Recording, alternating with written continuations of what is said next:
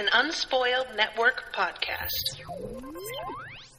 This is Spoil Me, covering The Wall of Storms, chapters 21, 22, and 23, Mother and Daughter, The Emperor's Shadows, and Letters from Children. In these chapters, Zomi has grown.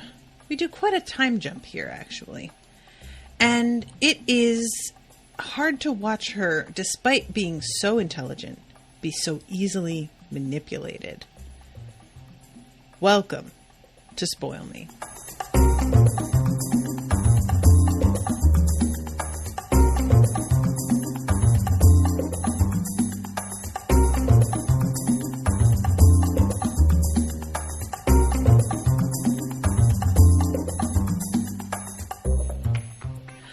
Welcome to the show, everybody. I am Natasha. I want to thank Kyle for commissioning this episode. Thank you very much, Kyle. Kyle says, exciting book 3 news. It's going to be called The Veiled Throne. Oh my God, Kyle. Can I tell you that I forgot that the third book isn't out already? And oh my God. When is it coming out? Do they have a release date? Oh my God. Oh my God, I might have to just stop and not get to really just move right on to the next one. Oh, I hate this. I forgot. I feel bad because Kyle was like, oh, I'm sharing a good, exciting news. And then my reaction is just, this is the worst. These chapters, y'all, and don't get me wrong, when I say it's hard to watch her being manipulated, that's not a critique on the writing. Smart people get manipulated all the time. All the time. That being intelligent does not necessarily translate to being emotionally intelligent. And Zomi is intelligent in politics in some ways, but she seems unable to fathom what could be going on here. And it's just, oh man, I just want her to, first of all, wise up.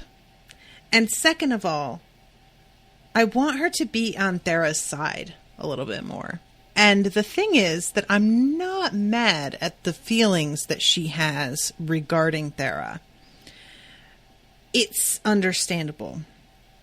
But it's just really frustrating when... This is one of those things that's going to really sound so sort of hollow.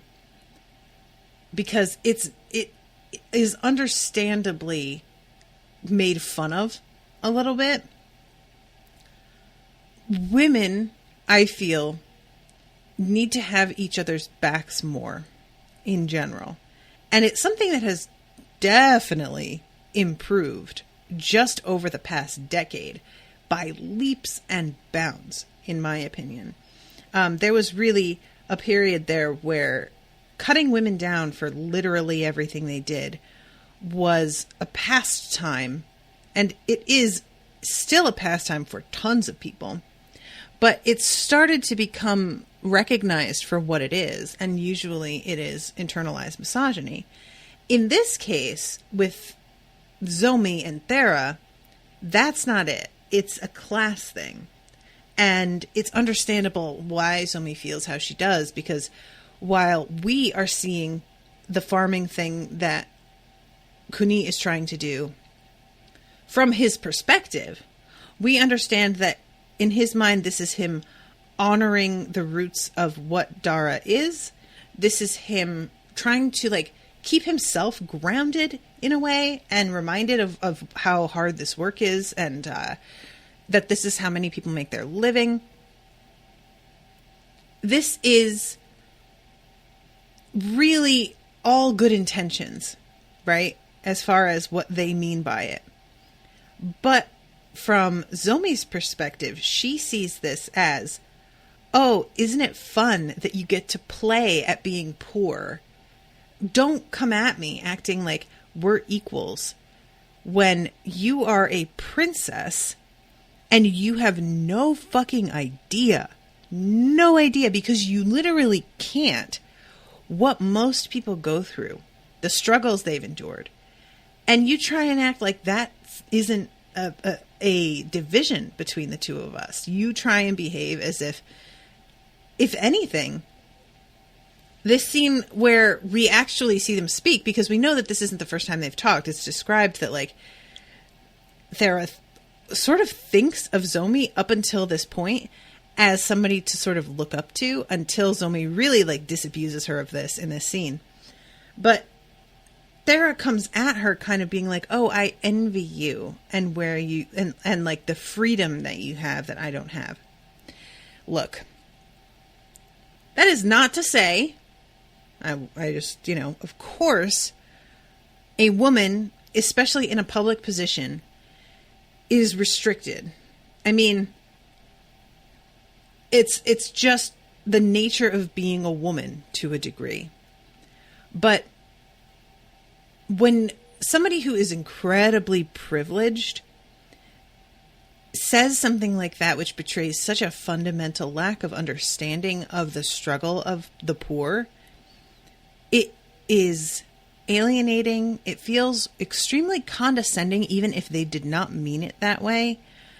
And it just underlines to you in your mind that they just fucking don't get it. Kyle says, Gia's plan is buck wild. Can't wait for you to get the whole picture. Oh, I'm interested. So this whole, this is something that, that I have been a little bit startled by as I get older and I talk to more people who come from more privileged backgrounds. There are so many things that people take for granted, because it's not like, when you say take for granted, there's a certain tone to that really makes it sound like they don't appreciate things. But that's not necessarily what take for granted means. It's simply that it has never occurred to them that everybody has not gotten this thing in their life. That this is not a universal experience, right? So, for example, there was some, I forget what it was. There was a post the other day, and they were asking those of you who grew up without money, when was the first moment that you really realized this was going to have an effect on your life? That it wasn't going to be small things that we couldn't afford to buy that were sort of luxurious. When did you realize this was really going to impact the way your life was compared to other people's? And for me, it was in elementary school. All of the girls in my class were in the Brownies, and my family could not afford the membership for the Brownies. And I didn't realize that you had to pay to be part of it. And all these girls were getting together after school or on the weekends and going on these really fun field trips and doing these really cool little art projects together, and just basically all of the fun parts of going to school, except without the school part and just with girls, which sounded rad as hell to me. And when I asked my mother why I wasn't doing it, and she said, sweetie, we can't afford it, I had no idea. It blew my mind that this was something that you had to pay to be a part of. And it changes your relationship, because you start to realize that these people in your class that you see as your friends have access to something that you don't, in a way that's just very stark. And it not only is access to this program, but this leads to those girls becoming close and being friends in a way that you won't be, because you didn't experience all of these things with them. And I think that is the thing that people underestimate a lot. When you talk about having money, there's this assumption that it's about material possessions. It's much less about that than it is about having access to communities where you get to network and make relationships form. And that, starting with the Brownies in fucking elementary school, Then you get up into later years, and there are like, you know, SAT study courses that are really expensive that lead to you getting better grades. And those SAT study courses were also a bonding experience for a lot of the students. And then there's, you know, going to college and joining like a fraternity or a sorority, and that is really expensive.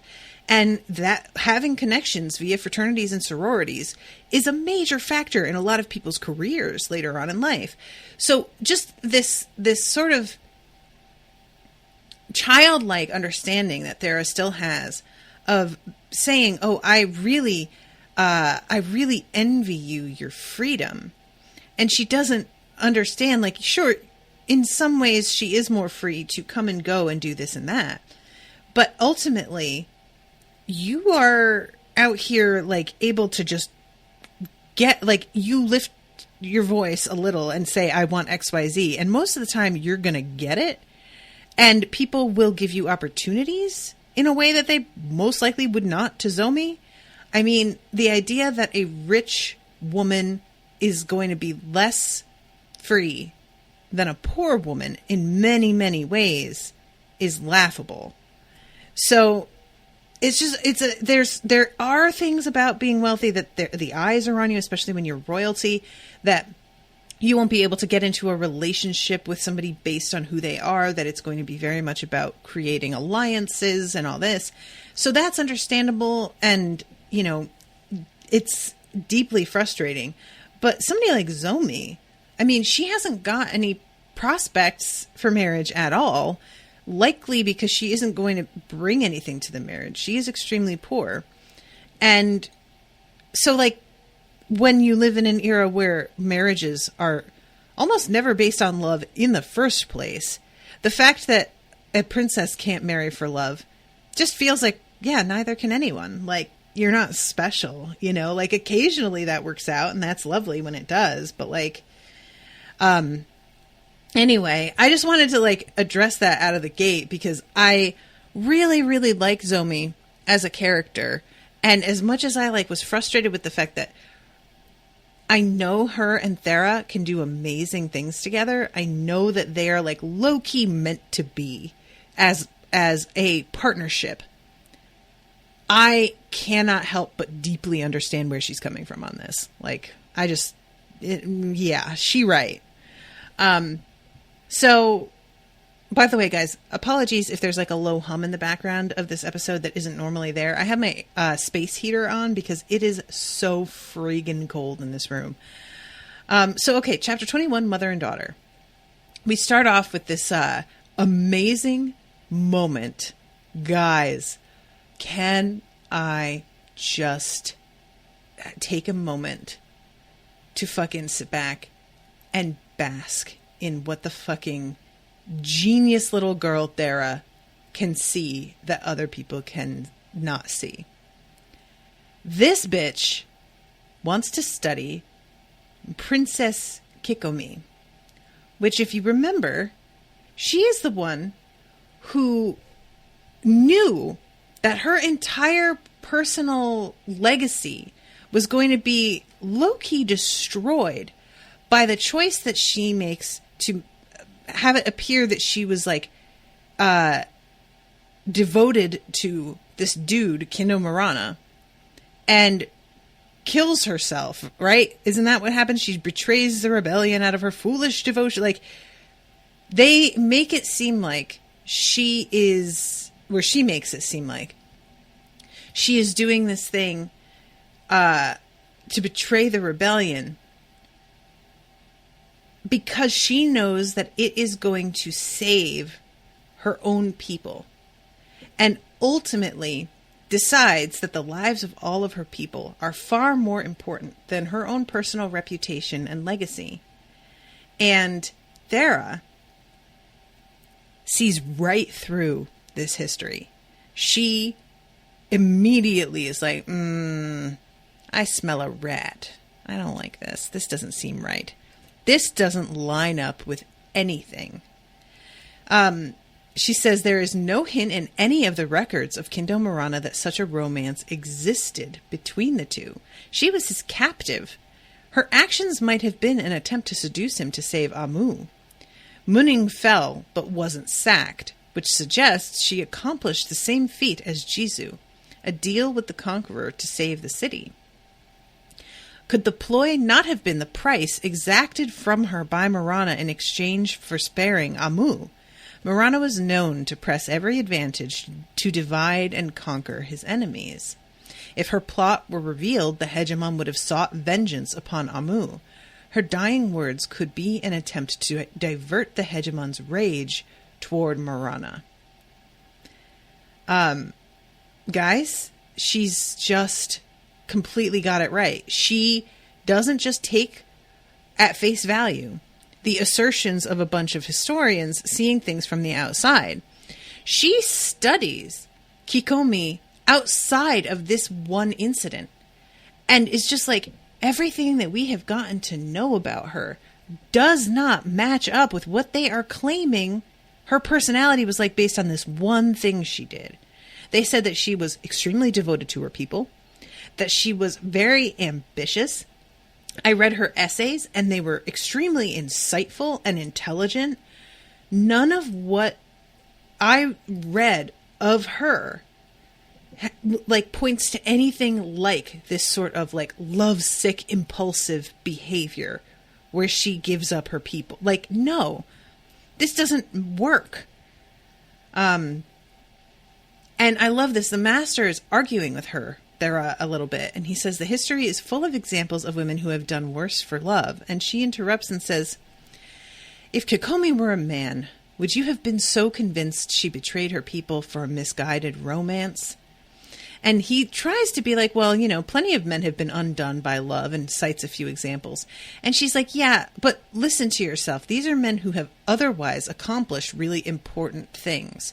You also speak of their bravery, their preparation for vengeance. But Kikomi has just been distilled into this tiny one little moment. And none of the rest of her legacy has survived. And as she puts it, I love this, guys.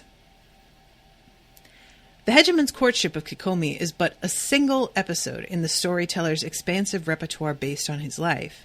On the other hand, the women of history are defined by the men they loved. We never hear anything about Lady Mira except that she killed herself out of love for the hegemon. Farah, did you know that Lady Mira's art was once desired by all the nobles of Karuza? And we never talk about Kikomi except as a seductress blinded by love, though she was one of the most important leaders of the rebellion. Why the discrepancy? You see the patterns you expect to see, Master. And I believe Kikomi took advantage of that tendency, not just in you, but in the soldiers who rushed into Finzindu's bedroom. To accomplish her goals, she chose to sacrifice her own good name. And, of course, his response, this is an act of great courage and wisdom to attribute to a woman. And does Thera come with the snapback of the fucking century? Master, you once misjudged a woman's ability to fight a war, and you lost your throne. I say this not as an insult, but as a reminder that the lessons of history are not always easy to see. I can never prove to the satisfaction of all that my theory is right, but I choose to believe my version because it's more interesting. And for a second, you're sort of like, oh shit, how is he going to react to this? Because she really did kind of just give him the business. And Ruthie takes a pause and then bows to her and says the proudest moment in a teacher's life is when he learns something new from his student.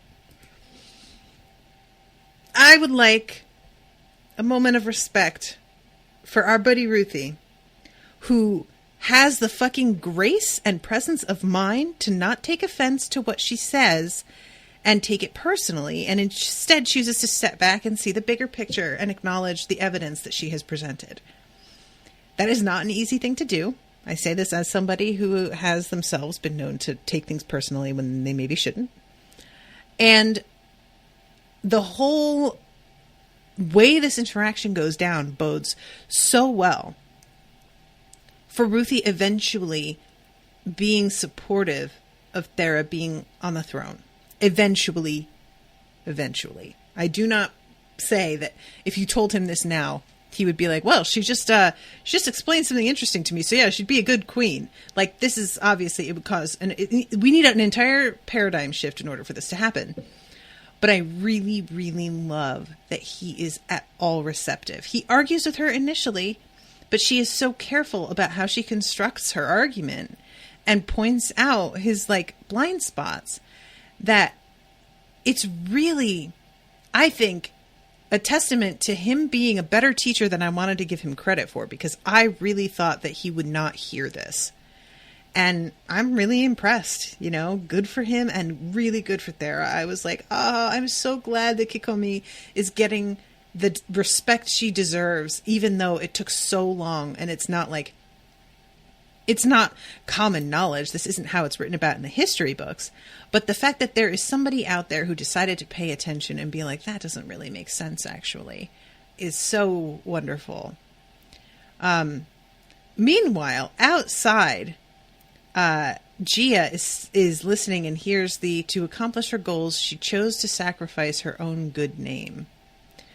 History was full of tales of rival queens plotting palace intrigue for the benefit of their children, and that was how they would tell her story. But they would be wrong, so very wrong. She loved the people of Dara, and they would hate her. That was the price to be paid for truly grand and interesting ideas. As the children continued to converse with their tutor, Gia silently walked away. So I have no idea what this means, but apparently Gia is like out here allowing a certain reputation to build, knowing that it is building and encouraging it even, because it will hide what she's actually up to. And I am dying to know what the fuck that's looking like. So then we have a scene between Gia and Otho Kryn. Otho Kryn is the dude that she was like having an affair with, and apparently is still like in a romantic relationship with even now. And he tells her about the donations being delivered successfully, and says, but though I am in charge of the palace budget, I don't think I can find any more money without raising suspicion. I will find you more funds, declared Gia. You're certain that neither the leaders of the Hegemon cult nor the Fireseers know the source of the money? I was very careful never to reveal my identity to the messengers. So she is embezzling and sending this money to the Hegemon cult, I guess, like indirectly. Essentially, she's funding the rebellion that's percolating out there. And if it's because of what she said, which is, I think that in order to stop these rebels, we need to expose them in the first place and let the world know that they're out there and that they exist. And then we can, by revealing them, strip them out. If she's being honest about that, her pouring money into this makes sense. I don't really know if that's what's happening. Like, it feels like that's just the story that she told Rinkoda. But I don't know if that's really the thing. So there's an interesting thing happening throughout this scene where Otho keeps like remembering what Gia used to be like and the days in the past where things were a bit more carefree and they just weren't weighed down by like the palace intrigue. And he is also a little bit freaked out by the way that Gia is behaving nowadays. Like, there is a cold, calculating thing going on with her that he isn't comfortable with. So let's see. So many men think of women as mere props and entertainers. It's easy to hide in their blind spots. Otho flinched. He didn't like it when Gia spoke like this, so cold and calculating, but he was in love with her, and love made it necessary to ignore certain feelings. Like, Otho, honestly though, even if this is a little cold and calculating, is there not just an element of this where you're flinching because she's talking about men in this way and you're taking that a little bit personally? He says the opera troupe, which is who they use to smuggle the money in and out. Or was it the money? Or was it... Yeah, sneak the money in and out. He says the opera troupe was able to sell one of their actresses to an indigo house, again hiding the goods in her trunk. When one of the cult leaders came to visit, she was able to give everything to him without making it appear that she was doing so.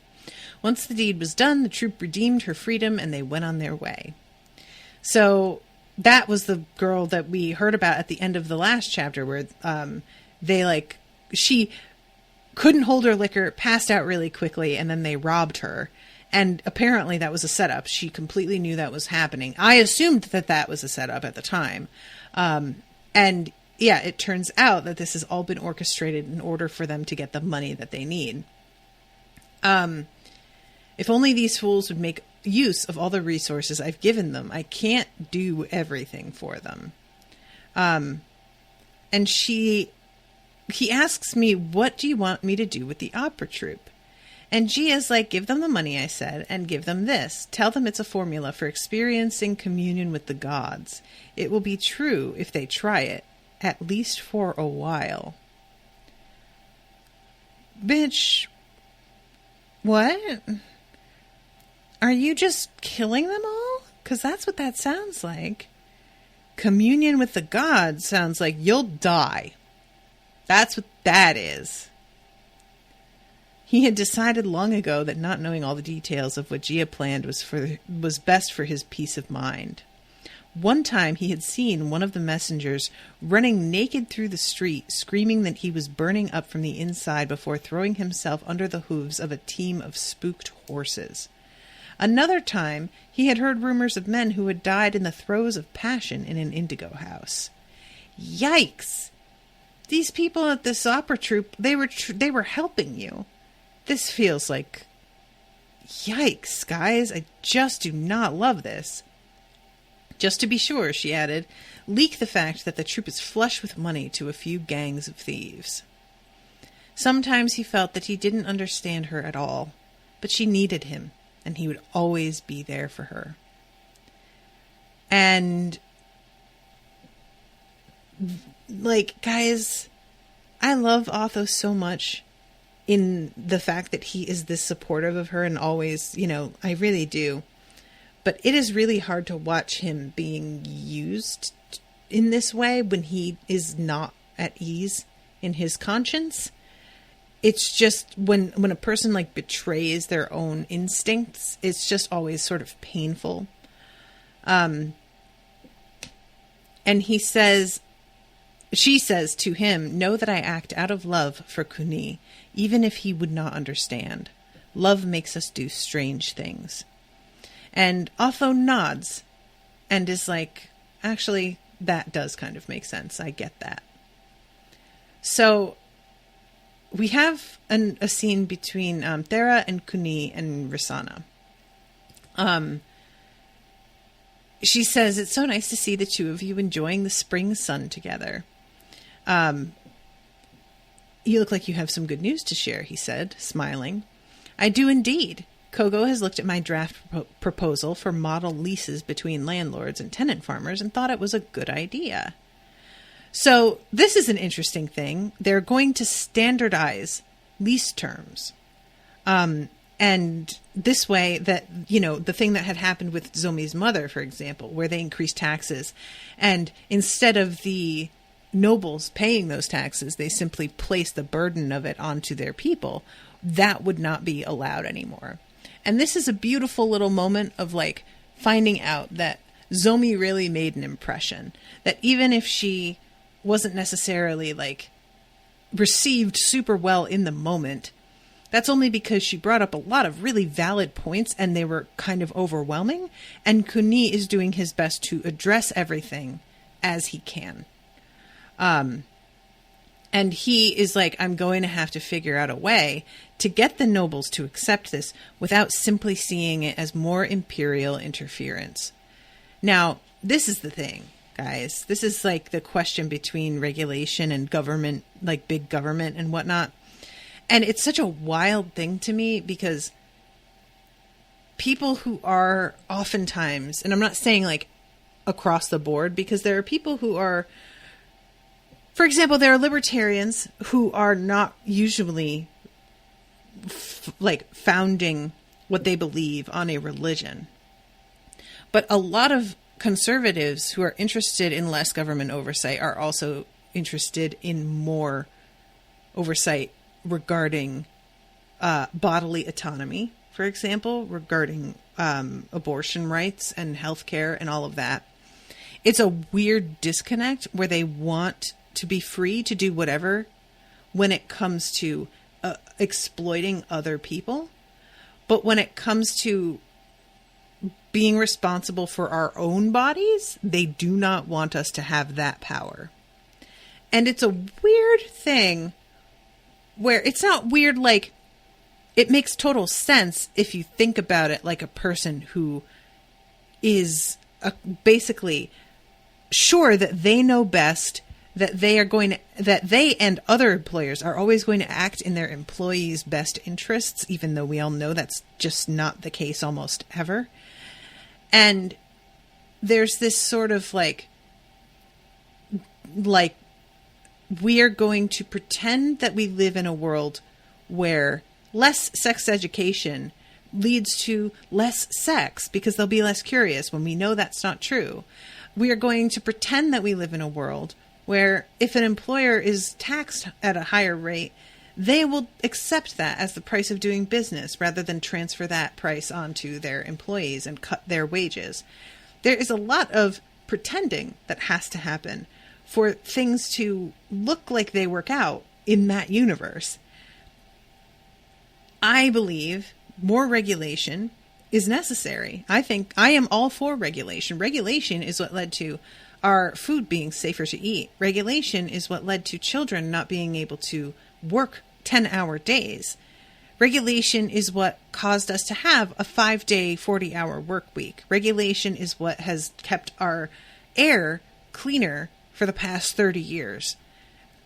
I mean, you could just look at pictures of New York in 1970, and you can see exactly what the fuck was happening without regulation. But there is this really short memory we have, and this like attitude of, well, people will just know that this is the right thing to do, and they'll do it, but you can't make them. Fuck you. We absolutely can make them. Nobody who has run a huge business has ever just done the right thing that is good for their employees because it was the right thing to do. I mean, I would love to see any example of them not being pressured and forced to do the right thing and doing it anyway. Of literally anybody. Give me one. An example. Because almost always corporations exploit workers. Full stop. No exceptions. That is how it works. And they will exploit the land that they are on. And they will exploit the loopholes in the government of the state that they are functioning within. They will find a way to get around requirements that cost them more money, that cost them productivity, that XYZ, something that leads to them having less. And I find it truly baffling when people are against regulation and use an argument that the world will not be worse off in a variety of ways without this regulation. There is just no evidence that that is how it has ever worked in the history of the world. And so a governing body that oversees basic requirements for keeping the environment protected and keeping workers protected is absolutely necessary and should be stronger than it is. And Kuni is running up against that here. He recognizes that the nobles do not care about the poor and will exploit them, and he has to do something to protect those poor, but also keep the nobles happy and feeling like they aren't being screwed over. And it's really frustrating because there's like no way to screw these nobles over, really, because they are operating at such a level of privilege that it beggars the imagination. But they just want to be able to do whatever the fuck they want. That's pretty much what it comes down to. So he has to like figure this line out, you know, and it's just really like, I hate this for him. I'm sorry, Kuni. So she like, Thera is listening, and when she hears Zomi's name mentioned, she really like sort of, it gets her attention. Rosanna says, when you issue the edict, you can couch it as a request for comments. That way, each of the nobles will be able to offer suggestions and adapt the model for conditions unique in each fief. And Kuni says, that's good. That way, they will feel consulted rather than imposed on. And she says, I will write privately to the wives of the most recalcitrant lords. I know what most of them are really afraid of, and by assuring the wives that this policy has nothing to do with the Empress, they'll pass the sentiment on to their husbands. Thera knew that both Consort Rosanna and her mother exercised much of their influence through informal means, and her father depended on them to maintain a web of social ties and unofficial communications to help smooth the running of the empire. And she makes sure that, like, she says nobody is going to know. And as she walks away, there is like, man, she doesn't even get to like take credit for her ideas, which is exactly true. Later on, when Gia is talking to Zomi, she's like, yeah, I have to be really careful about how I exert my influence. I have it. Absolutely, I have influence and some power, but I have to be really cautious and dole it out in ways that either are so minor as to look like they could not possibly have an effect, or in ways that can't be traced back to me at all. And that's rough. So then we have Thera and Gia, and they are arranging flowers in the courtyard. And Thera is like answering her mother's questions about these guys who were at the what do you call it? Grand examination with candor, not realizing until a few minutes into the conversation that her mother is asking her these questions for a really specific reason. So she's asking, what did she think of Rone, Thang Karukono's nephew? He seemed really full of himself. Gia says he's a Firo who barely missed the cutoff for the palace examination, and Than treats Rone as though he were his own son. He has reasons to be proud, and Thera's like, yeah, okay. I'd be impressed if he had better and bolder ideas. So then she says, then what do you think of Kitathu? He certainly set the tone for boldness of presentation. The one who advocated for a return to the Tiro system, he was a joke, and I'm pretty sure he's the one who did like the film that like was projected onto the wall. And she just is like, I thought he was without vision. And then her mother says, well, what about Narokuhuza? And all of a sudden Thera's like, what is she doing? And backs off and is like, oh, I'm probably too young to have an opinion. And Gia's like, I don't think so. Half the noble women your age are engaged already. You need to think about the most advantageous way to position yourself. You're clever, but a suitable alliance is the best way to be sure your cleverness is not wasted. And Thera thinks to herself, are these alliances for my sake or for the sake of my brother? And that is really a great question, because it's one thing to make an alliance because it's going to be good for you. It's another thing to be asked to sacrifice yourself, essentially, on behalf of someone else because it's your duty to do so. And that is the thing that, you know, it's not like men weren't forced to marry people that they weren't particularly interested in as well, but they certainly had more say, and even if they didn't, it was usually for their direct benefit. When women were forced to marry it was for the benefit, usually, of their fathers or their family at large, not their own benefit. And that's a really frustrating fucking position to be in. So let me go into chapter 22. And we start off on this airship.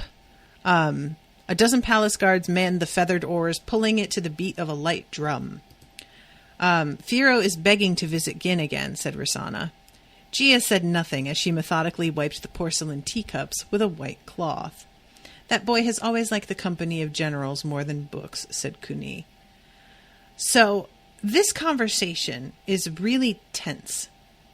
It's sort of the defining moment where Kuni is like still walking this line of not saying who he wants to ascend the throne after him.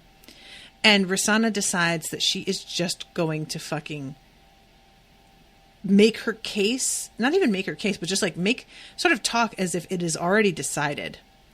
It's best for both princes to learn the art of administration. Firo can help Timu as an advisor when the day comes for Timu to take over. She hoped that she had done enough to assure Gia. The princes do need practice to understand how to drive the carriage of state, said Gia. So, this is an interesting moment because Timu is Gia's son, and everybody has sort of been assuming that Rosanna wants her son to be the one to take over. But she is advocating for Timu and saying that Firo should just be an advisor. And she's also like, when we're in her point of view, she is actually very admiring of Gia. And she calls her big sister. And I know that this is just like a formality, but a part of me really feels that Rosanna feels this way. And Gia says, Kuni, you're not the eldest in your family. And yet it is you, not your brother, who has become emperor of Dara. We should not be tied to the idea of primogeniture. I'm hoping I'm saying that word right. Primogeniture? The prince who is most suited to rule should ascend the throne. Rosanna almost felt pity for Gia. It must have taken Gia every ounce of strength to acknowledge her weakness. Kuni had come to power with the aid of men and women who were more at home in a saddle than in a court, and almost all of them found Rosanna the more sympathetic queen and Firo the better future heir. And although Kuni had never explicitly broached the idea of designating Firo as the crown prince, anyone who had eyes could see how Kuni favored the younger boy. With her last statement, Gia was practically conceding the struggle at this point. And Rosanna she tells her basically like, wow, you are being really gracious about this. Like, I am kind of humbled watching you be as honest as you are. And then we have Gia sighed inwardly. The awkwardness between Kuni and Timu was a complicated matter. By the time father and son were reunited, Timu had become more attached to Gia's lover, Otho Kryn, than his father. Timu's formal demeanor and timid nature in the following years had not helped things. But she knew that it would be a disaster if Firo were to become the emperor. It was up to her to see that future never come to pass, not just for the sake of Timu and herself, but all of Dara. And Gia's like, maybe we can see who is best suited to rule in a competition. And there's a moment where we get some like backstory on the fact that Kuni had talked to both Gia and Rosanna about not having any more children. And that he also didn't want there to be like more contestation for the throne via more children. So he asked them both to basically go on birth control. And Gia says, what if we gave them each a like small version of the world for them to rule over, like shadow puppets, and they each be like installed in different areas to oversee things, and we'll just see how it goes, which is a pretty smart idea. So Gia says that that Dasu isn't really like up to anything right now. They are pretty stable. And I think Timu would be more suited for the fief of Dasu, and Imperial Tutor's daughter Ruthie can assist him. And Firo, Rosanna tensed and disguised her anxiety by sipping from her cup. She regretted not seizing the opening earlier to suggest that Firo be an apprentice of sorts for Gin Mizoti. That would have given Firo the experience he needed, as well as bringing him even closer to the most powerful general in the realm. Gia says, well, she says, since forces loyal to the hegemon are plotting mischief in Tanoa, why not send Firo to the new fief and give him the power to fully pacify the land? Rin Koda could be his advisor. And Rosanna is sort of taken aback. She's like, oh, actually, this is a really good idea. They both are being like put in places that will lean on their strengths. Gia's idea matched the skills of both princes with local needs, and it really did seem she was trying to do the best for both boys. I'm going to finish the scene, but I have a theory about what's happening here. I'm only doing my duty, Gia said. You're the sister I never had.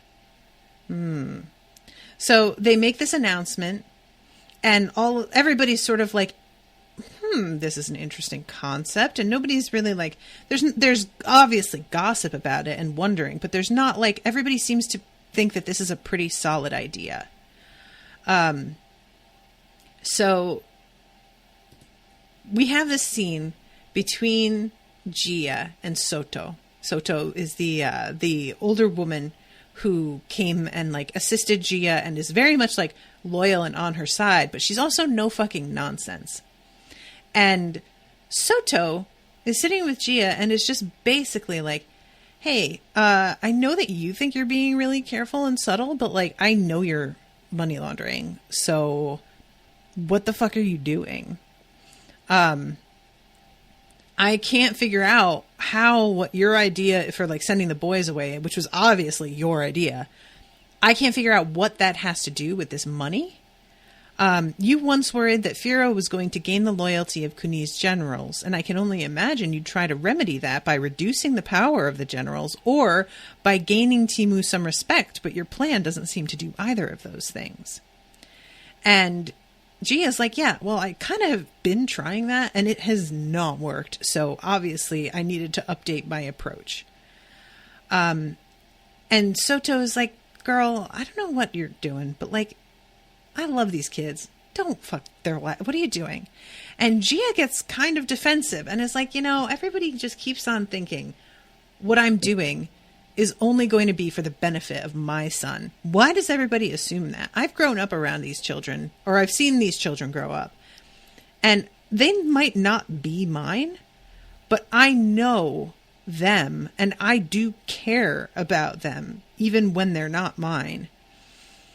And I also know what it's like when people try and seize power and how much that can fuck the world up.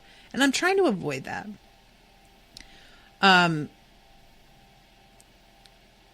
She says, Soto, you chose to serve my husband because you believe he would give Dara a better future than the hegemon. Do you still believe that's true? Soto nodded.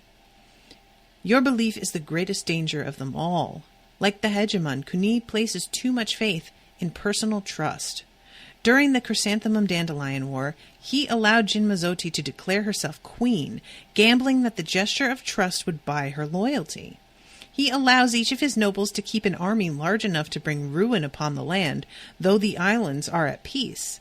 Like the man he once called brother, Kuni has decided to build his empire upon bonds of trust between him and those who serve him. But trust is fickle.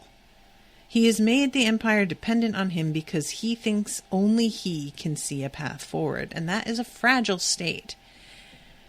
And instead of a Dara kept tranquil by vows of loyalty and friendship, I want a Dara founded upon systems, institutions, codified behaviors, which through repetition become reified. The only way to build lasting peace is to strip power away from individuals and invest it in structures. Kuni thinks that when men are moral, they will do the right thing. But I think it is only when men are doing the right thing that they can be said to be moral. Interesting. And I see what she means. She's basically making the same argument I was just making about how we can't rely on people to do the right thing. There has to be a system of checks and balances in place because they are not dependable. And if they can get away with it, often they will not do the right thing. And her opinion is that you have to, like, with Kuni's model, you have to be flawless at being able to tell who you can trust. And you have to rely on the fact that the people in power in other places are going to be as intelligent and good at doing that as you are as well, because they're going to have their own small governments within their areas. You can't, that's like really tentative. Like that's just, you can't, that's not something that can be sustained. Somebody makes a mistake here and there and everything comes crashing down. We can't have that. And I'm kind of like, oh, I do get you though. So then we have the scene with Zomi and Thera. And Zomi is just like really not a fan of Thera. She finds her a little frustrating. Thera always like hails her down when she comes to the castle or the palace and wants to talk to her, but she never really has much to say. And she's like kind of rude to Zomi. Even though like part of her, she knows that she kind of owes it to Thera that she was able to get into the grand examination, but there's a part of her that like resents that in and of itself.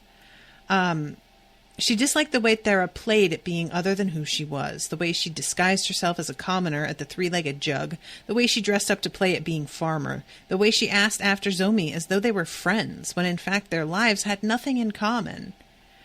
So she talks about the, like, abolishing the logograms and what Zomi had said about that.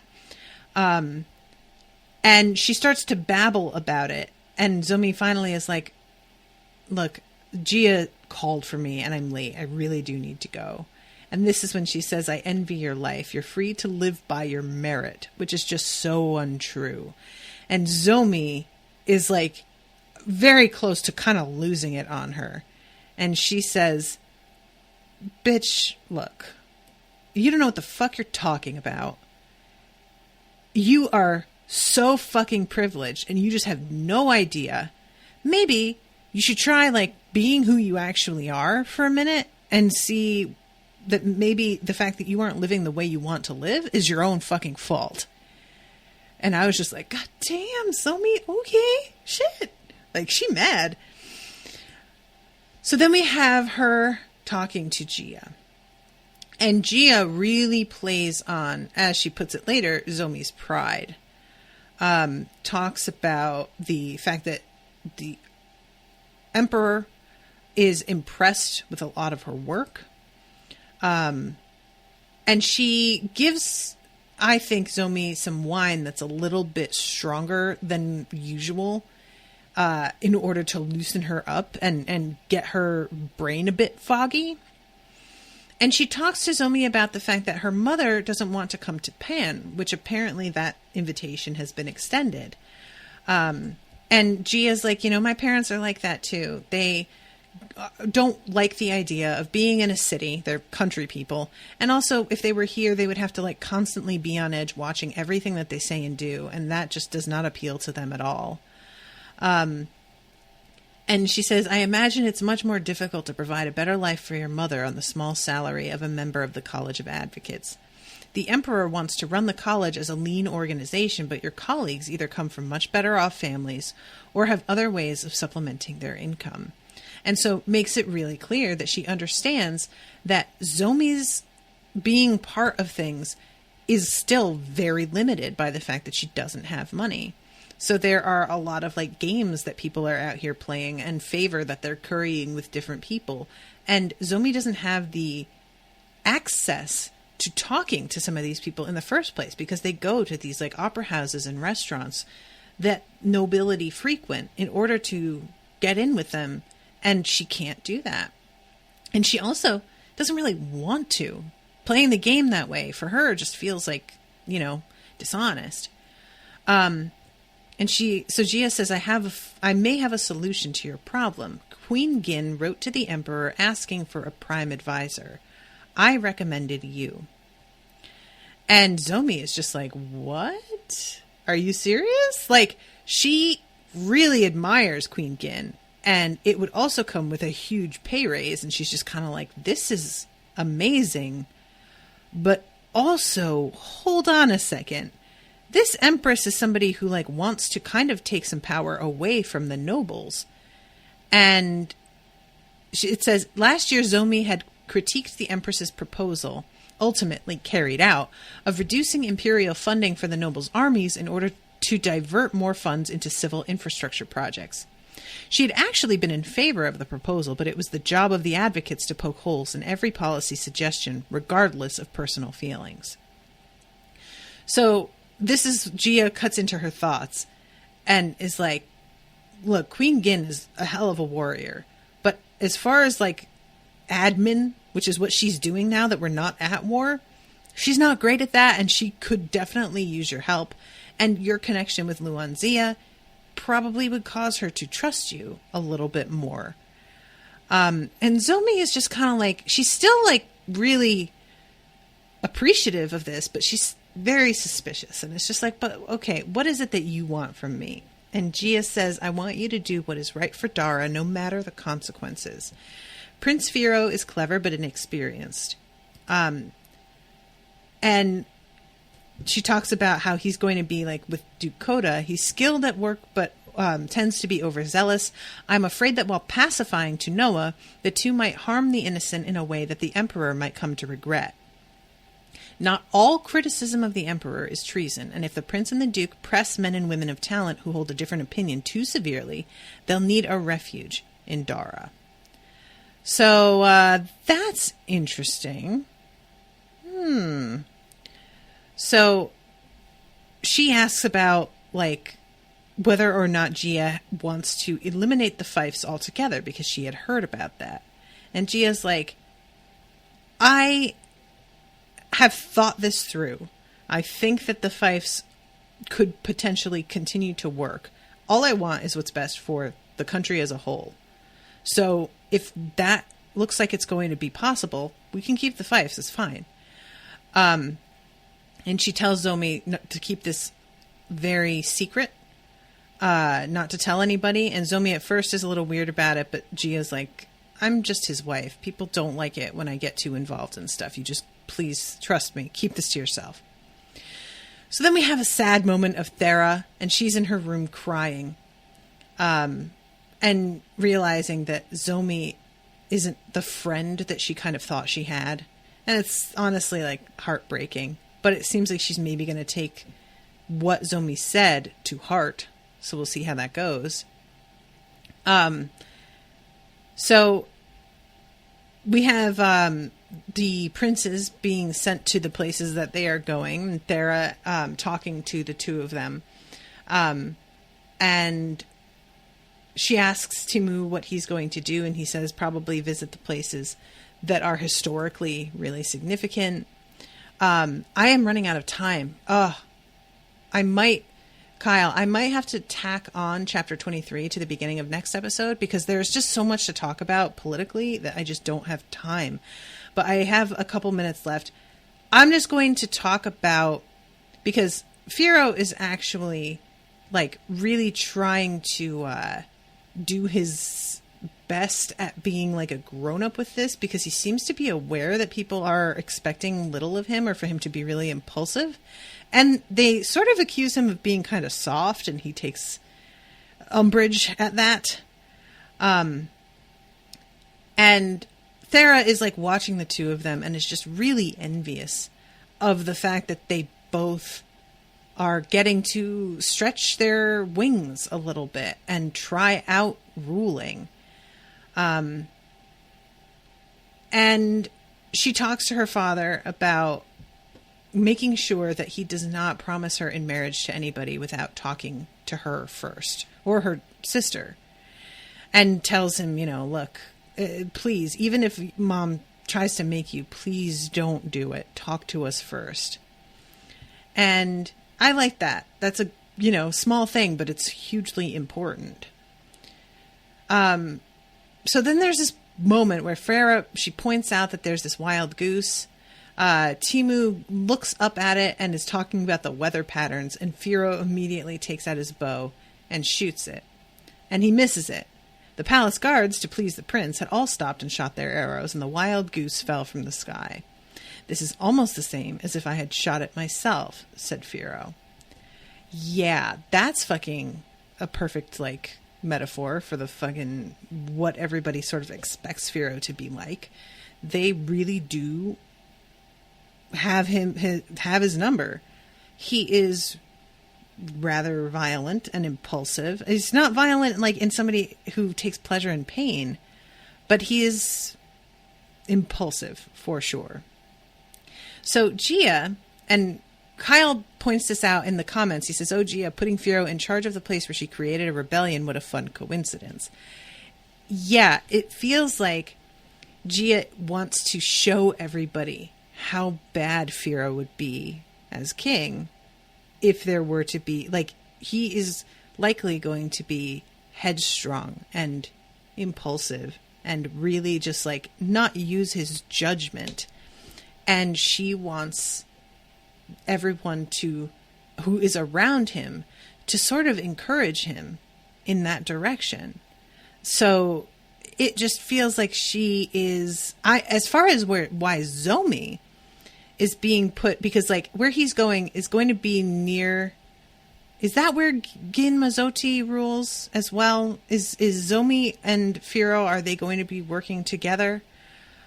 I wish that I had a map where I could, because the names of the places do not help me remember.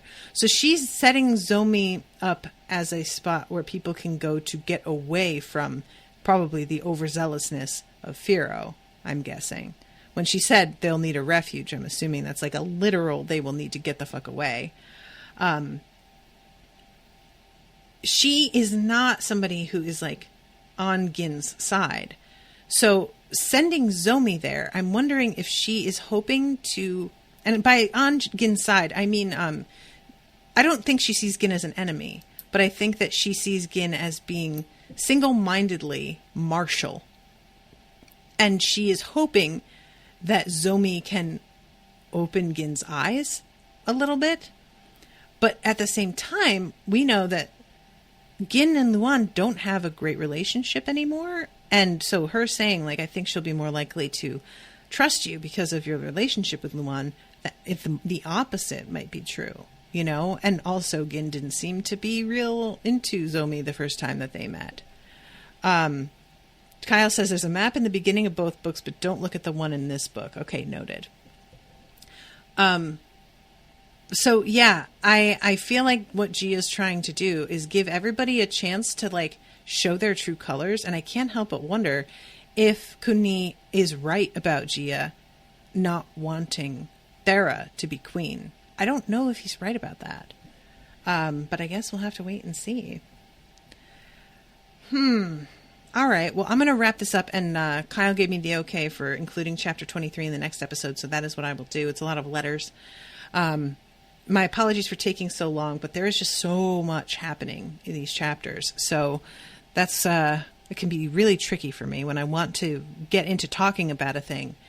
And so much of this is really based on the dialogue that I feel like I have to read the dialogue to give context to my assertions about things.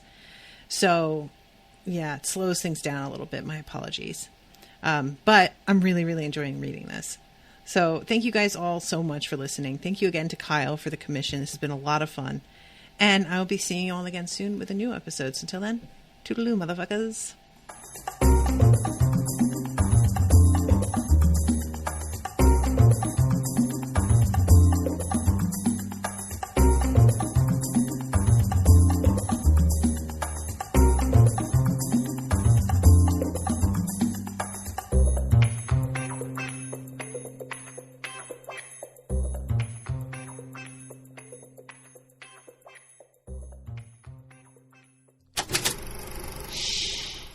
was an Unspoiled Network podcast.